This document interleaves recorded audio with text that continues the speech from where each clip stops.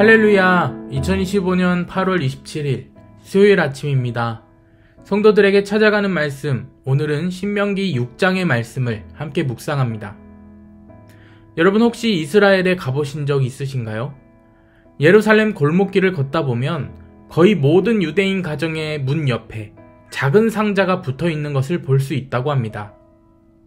처음 보면 이게 뭘까 싶을 정도로 소박한데 가까이 들여다보면 작은 금속이나 나무로 된 케이스 안에 무언가가 들어있다고 합니다. 그것이 바로 메주자라는 것입니다. 그 안에는 아주 특별한 말씀이 적혀 있습니다.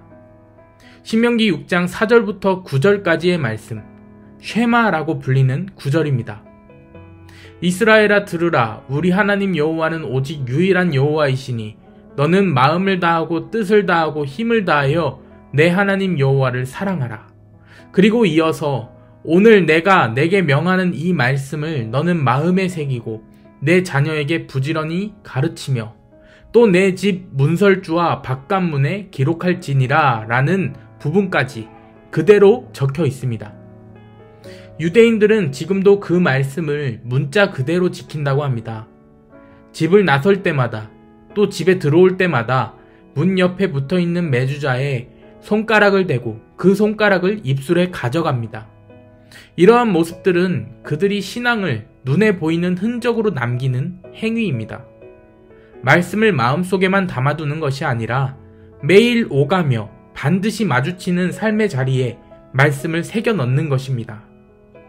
생각해보면 우리는 종종 신앙을 마음의 문제라고만 여깁니다. 하나님을 사랑하는 건 마음으로 하는 것이지 굳이 겉으로 드러낼 필요는 없다라고 생각합니다. 하지만 하나님께서는 이스라엘 백성에게 그렇게 말씀하지 않으셨습니다. 이 말씀을 내 집 문설주에 기록하라. 즉, 신앙은 마음의 다짐으로 끝나는 것이 아니라 삶 속에서 드러나는 자취가 되어야 한다라는 것입니다. 집의 문을 열고 닫을 때마다 보게 되는 자리, 가장 일상적이고 반복적인 공간에 말씀을 새기라는 것처럼 말입니다. 신앙은 눈에 보이는 자취가 없으면 점점 희미해집니다. 아무리 마음으로 믿는다고 해도 그것이 삶의 습관과 공간 속에 드러나지 않으면 결국 잊혀지게 됩니다. 반대로 신앙이 삶의 흔적으로 남아있을 때 우리는 무심코 스쳐 지나가면서도 말씀을 기억하게 됩니다. 그리고 그 흔적은 나만 보는 것이 아니라 나와 함께 사는 가족과 자녀에게도 자연스럽게 전해지게 됩니다. 그래서 신명기 6장은 우리에게 말합니다. 이 말씀을 내 손목에 매어 기호를 삼으며 내 미간에 붙여 표로 삼고 또 내 집 문설주와 바깥문에 기록할지니라. 하나님은 우리의 신앙이 추상적인 감정이나 이론이 아니라 매일의 눈에 보이고 손에 잡히는 삶의 습관으로 남기를 원하신다라는 것입니다. 이렇게 보면 신앙은 나는 하나님을 믿는다 라고 말하는 차원에서 끝나지 않는 것임이 분명합니다. 우리가 하루하루 살아가는 모습 속에서 또 우리가 머무는 집과 공간 속에서 자연스럽게 드러나야 하는 것입니다. 말씀을 행동에 새기고 생각의 중심에 두고 삶의 가장 가까운 자리에서 붙들 때 그 말씀은 나를 지키고 가족을 세우며 다음 세대까지 이어지게 됩니다.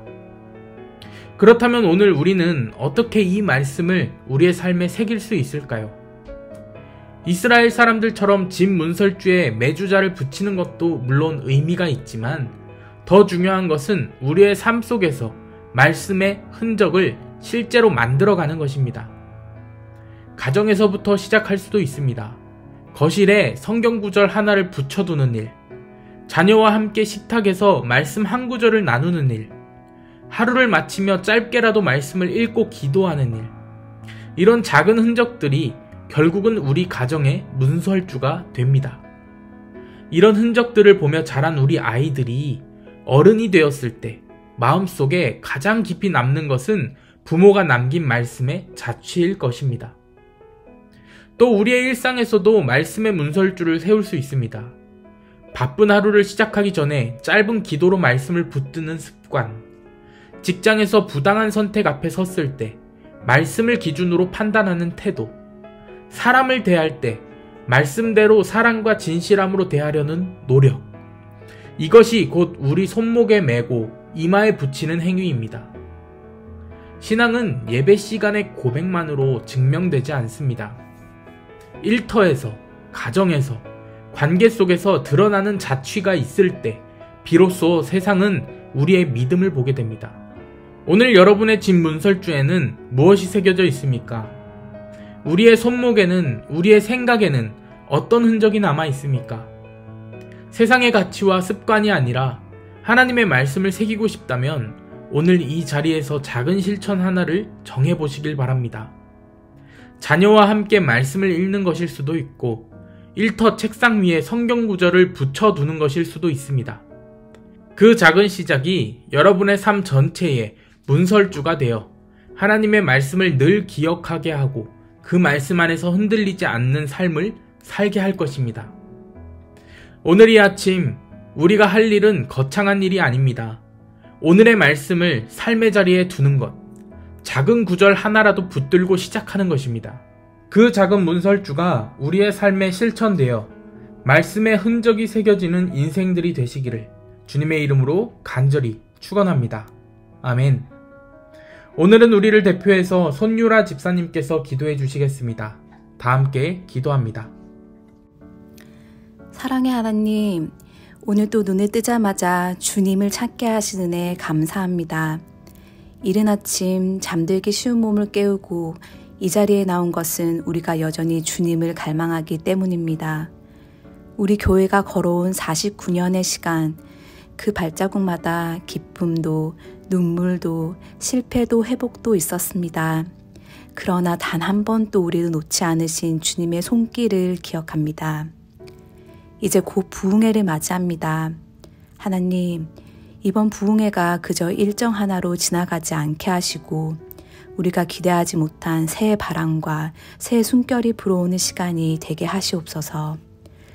굳어진 마음에 금을 내시고 그 틈으로 말씀이 스며들게 하시며 우리 교회가 다음 세대를 품고 세상 속으로 더욱 담대히 걸어가게 하시옵소서.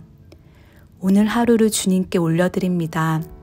말씀의 길을 묻고 기도로 힘을 얻어 부흥회를 향한 우리의 마음부터 새로워지게 하시옵소서. 언제나 변함없이 함께 하시는 예수님의 이름으로 기도드립니다. 아멘.